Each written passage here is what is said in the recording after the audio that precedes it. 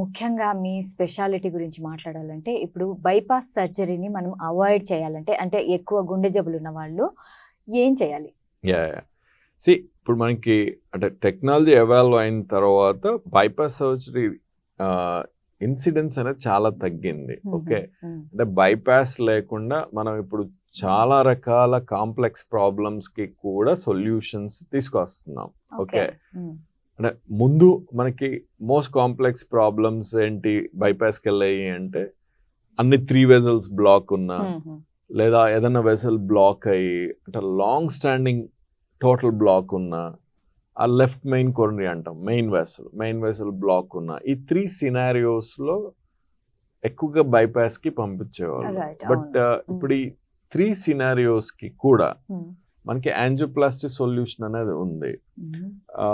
అంటే మనకి హార్డ్వేర్ కానీ అంటే సర్జరీలో వాడే హార్డ్వేర్ అవన్నీ ఎవాల్వ్ అయ్యి so we are able to give solution nearly significant number of పేషెంట్స్కి. సిటిఓస్ అయితే almost now you know most of it nearly 97% of them we do without bypass. Okay, left main surgeries అనేది అది it depends patient surgery risk plus దీన్ని బట్టి will take a decision అనమాట. So ఇప్పుడు surgery risk ఎక్కువ అనుకోండి then ఆబ్వియస్గా we address it with only angioplasty. Next all 3 vessels block ఉండే వాళ్ళకి now we have few scoring systems we use those scoring systems. ఆ స్కోరింగ్ సిస్టమ్స్ని బట్టి then will take a call. ఇప్పుడు స్కోర్ లెస్ దెన్ సమ్ 22 అలా ఉందనుకోండి that's a syntax score అని అంటాము. So straight away will do angioplasty.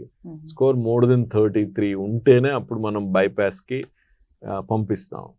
మళ్ళీ ఆ మధ్యలో ఉండే వాళ్ళని కూడా మళ్ళీ రిస్క్ అసెస్మెంట్ చేస్తాం బైపాస్ రిస్క్ ఏంటి అవన్నీ చూసి then will take a call. So majority of extent we can avoid. So but still bypass surgery has its own role in certain అదైతే ఉంటుంది కానీ అవాయిడ్ చేయడానికి మీ ప్రయత్నాలు అయితే మీరు చేస్తారు. Yes.